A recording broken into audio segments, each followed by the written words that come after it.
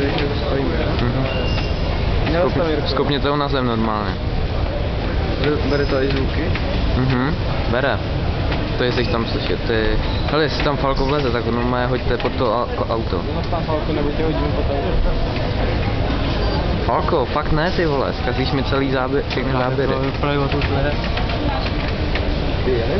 Jestli teď to točil ruku a budu vyprdal. Teď do hajzlu. Ne. Jsem ty.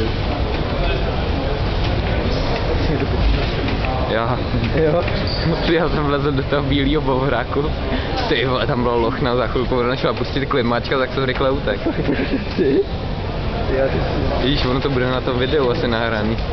To, co jsem teď řekl. Ty má, tak si jde do ruky.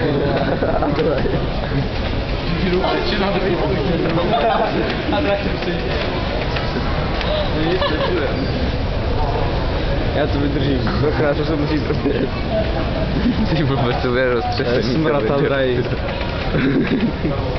Já tomu radši vypnu všechny zvuky. Dobrý, ne? Už to řekl. No ne, ještě se mi neotočilo. Ale už to má skoro minutu a půl.